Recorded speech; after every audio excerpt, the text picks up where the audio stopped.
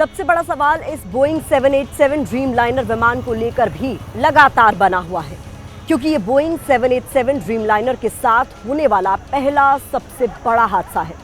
अब डीजीसीए ने बड़ा फैसला लेते हुए 787 विमानों की अतिरिक्त जांच के आदेश दे दिए हैं। उड़ान से पहले विमानों की जांच होगी। ये इसलिए भी बेहद अहम हो जाता है क्योंकि इस विमान की सुरक्षा को लेकर शुरुआत से ही कई तरह के सवाल उठते रहे हैं। अप्रैल 2024 में बोइंग कंपनी के एक विसल ब्लोअर इंजीनियर सैम सालेपोर ने ड्रीमलाइनर 787 की सुरक्षा को लेकर कई चौंकाने वाले खुलासे किए थे। आज इस प्लेन क्रैश के बीच हम उन खुलासों की जानकारी आपके सामने रखने जा रहे हैं, ताकि आपको ये पता चल सके कि क्या इस हादसे के पीछे बोइंग विमानों की मैन्युफैक्चरिंग से जुड़ी कोई तकनीकी खराबी भी एक बड़ी वजह है।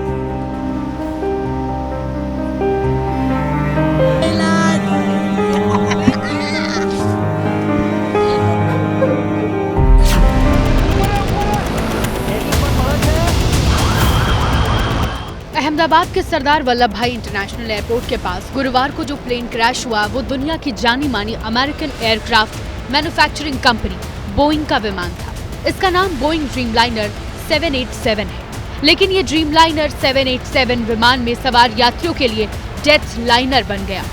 ये सवाल अब भी बना हुआ है कि बोइंग के सबसे उन्नत और सबसे सुरक्षित माने जाने वाले इस विमान के साथ क्या हुआ।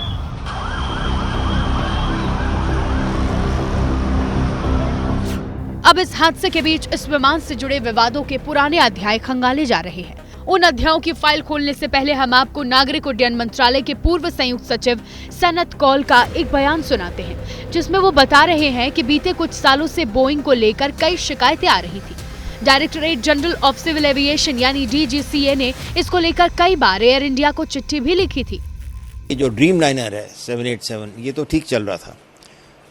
एक खाली जो विसल ब्लोअर कहलाता, मतलब कोई उनका अपना एम्प्लॉय सीनियर एम्प्लॉय ने एक बार शोर मचाया था कि ये लोग सेफ्टी बनाते वक्त सेफ्टी को प्रॉफिट को ज़्यादा मानते हैं और सेफ्टी को कम मानते हैं। तो ये एलिगेशन तो है, तो सारा जब इन्वेस्टिगेट करेंगे तभी पता चल सकता है कि ये जो क्यों हुआ, कैसे हुआ। अब सवाल यही है कि क्या प्लेन क्रैश के पीछे बोइंग विमानों के मैन्युफैक्चरिंग से जुड़ी कोई तकनीकी खराबी है, क्योंकि बोइंग 787 को लेकर कई बार सवाल उठते रहे हैं।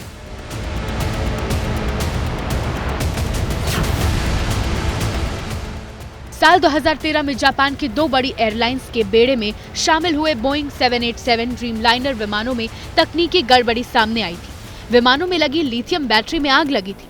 पहली घटना बोस्टन एयरपोर्ट पर हुई, जब एक ड्रीमलाइनर विमान पार्किंग में खड़ा था और उसमें अचानक बैटरी से धुआं और आग निकलने लगा। दूसरी घटना में ड्रीमलाइनर उड़ान पर था, जब बैटरी ओवरहीट हो गई और कॉकपिट में अलर्ट आने के बाद इमरजेंसी लैंडिंग करानी पड़ी। इन दोनों घटनाओं के बाद दुनिया भर में ड्रीमलाइनर विमानों की सुरक्षा की जांच शुरू हुई। कुछ वक्त के लिए विमानों की उड़ानों को रोक भी दिया गया था। बोइंग 787 लिथियम बैटरी का जो भी प्रॉब्लम हुआ था, तो उसके अलावा काफी सेफ माना जाता है। इसके अलावा एक ही रिकॉर्डेड शायद मतलब क्रूजिंग लेवल में कुछ प्रॉब्लम हुआ था ब्रीफ पीरियड के लिए और कुछ पैसेंजर्स को इंजरी हुआ था।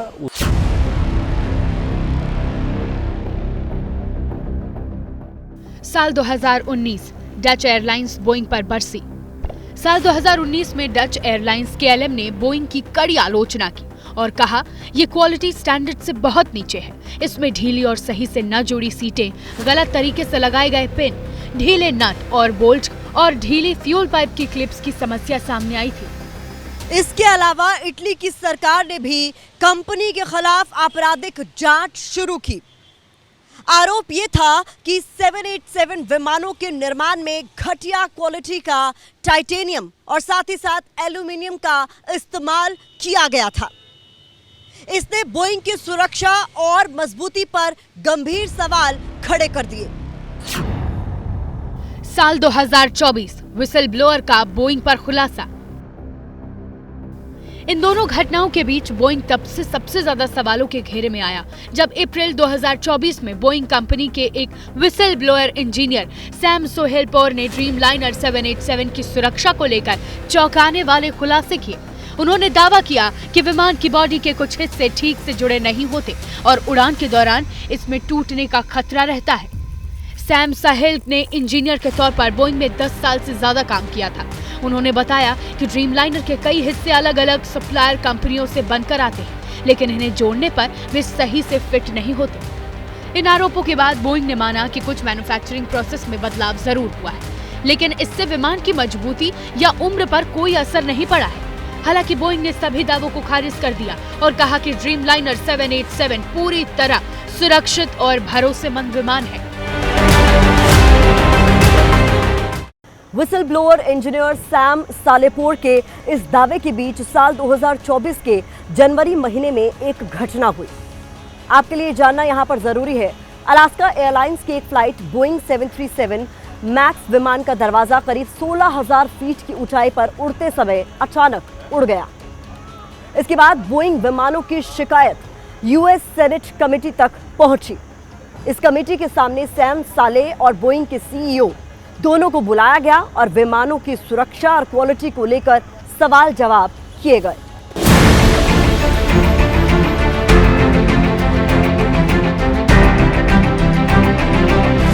अलास्का एयरलाइंस में हुई दरवाजा उड़ने की घटना में 177 यात्रियों की जान बाल-बाल बची।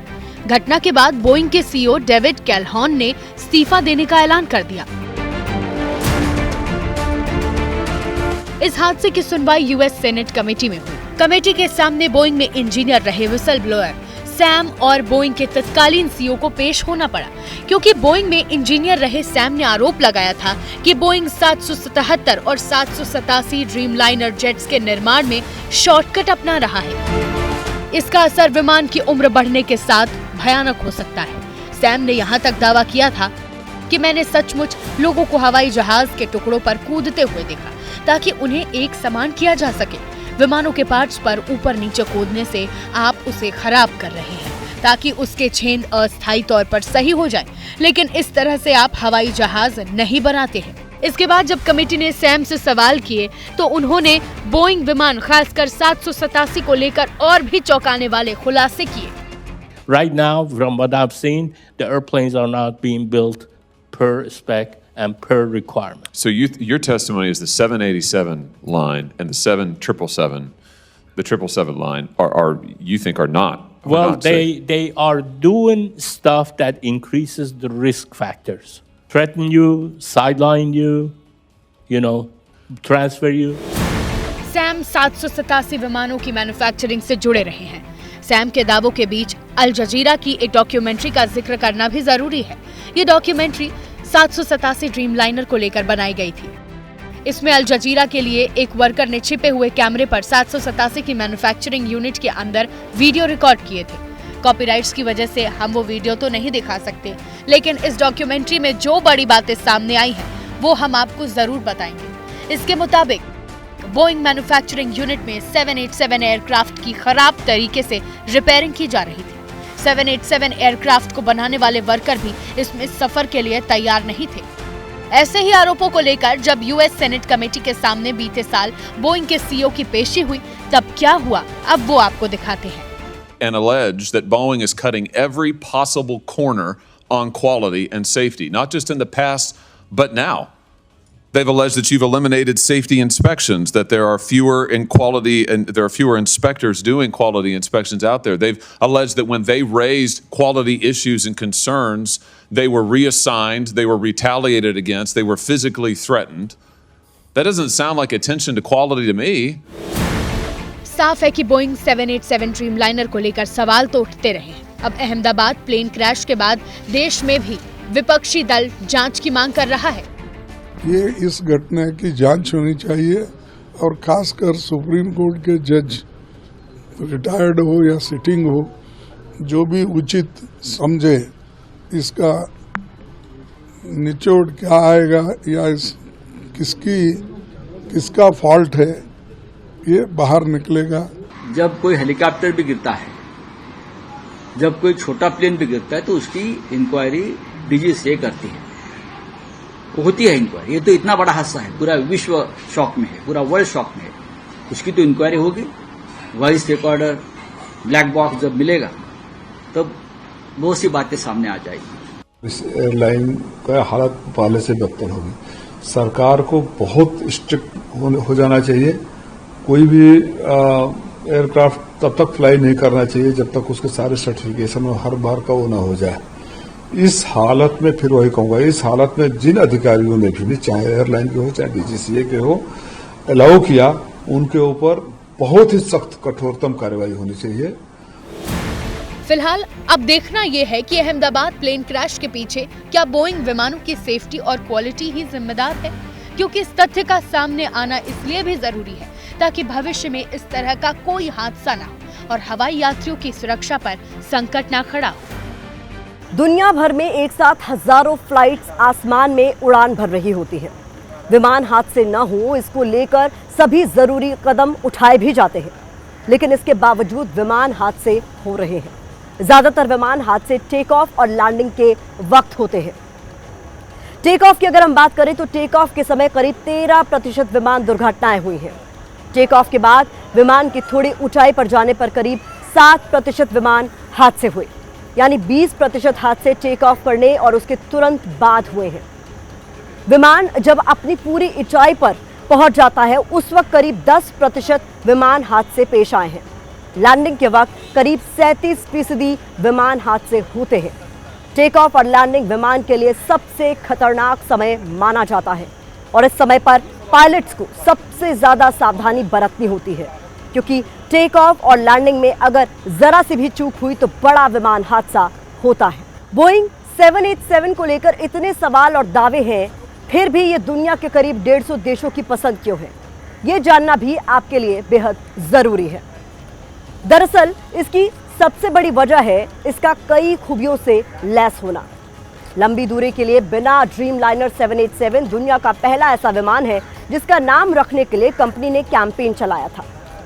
लोगों ने राय दी थी, जिसके बाद इस प्लेन का नाम पड़ा था ड्रीमलाइनर। लेकिन इसे ड्रीमलाइनर नाम क्यों दिया गया, वो कौन सी खासियत है जो इसे ड्रीमलाइनर बनाती है, इस रिपोर्ट में देखिए।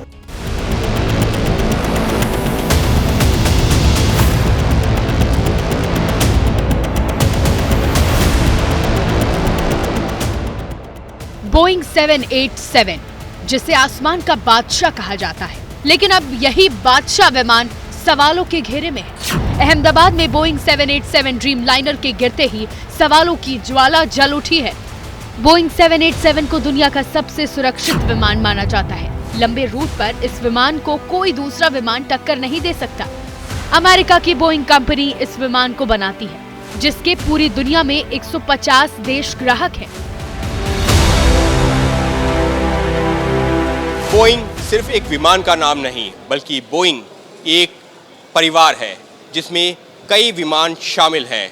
उदाहरण के तौर पर Boeing 787 Dreamliner, Boeing 737 max, Boeing 777X और बोइंग 727 विमान।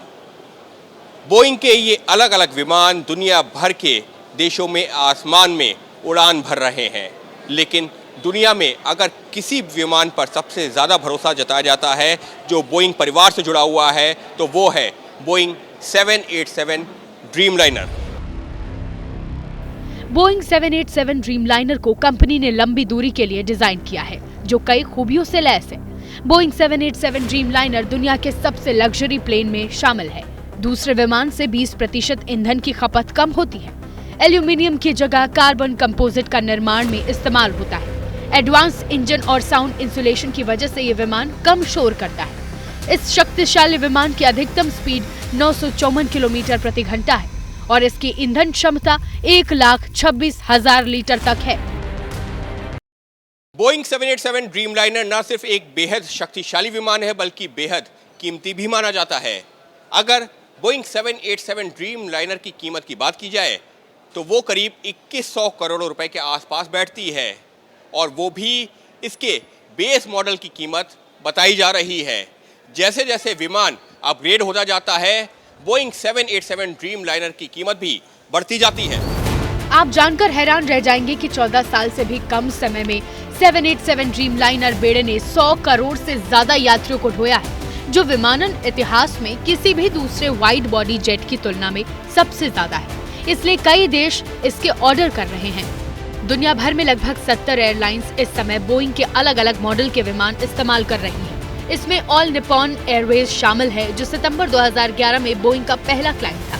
इसके अलावा air Canada, United airlines, Qatar Airways, air India, American airlines, air Europa और ब्रिटिश एयरवेज भी इस विमान का इस्तेमाल कर रहे हैं। जिस बोइंग कंपनी के विमान दुनिया भर के आसमान में उड़ रहे हैं, उस ड्रीमलाइनर का नाम रखने के लिए कंपनी ने बाकायदा एक कैंपेन चलाया था। इस कैंपेन में 5 लाख से ज्यादा लोगों ने हिस्सा लिया था, जिसके बाद कई नाम सामने आए थे, जैसे ग्लोबल क्रूजर, स्ट्रैटो क्लाइंबर और ड्रीमलाइनर। जब वोटों की गिनती हुई तो सबसे ज्यादा पसंद किया गया नाम ड्रीमलाइनर था, क्योंकि इस नाम में लोगों को लंबी दूरी की उड़ान, शानदार आराम और सपनों जैसा ट्रैवल एक्सपीरियंस मिला था। तभी से कंपनी ने अपने विमान को ड्रीमलाइनर नाम दिया। एविएशन इंडस्ट्री के इतिहास में ये पहली बार हुआ जब किसी विमान का नाम लाखों आम लोगों की राय से तय किया गया था। लेकिन खूबियों के साथ बोइंग के विमान अपनी सुरक्षा संबंधी खामियों की वजह से भी बदनाम हुए हैं, जिस पर वक्त वक्त पर सवाल उठते रहे हैं।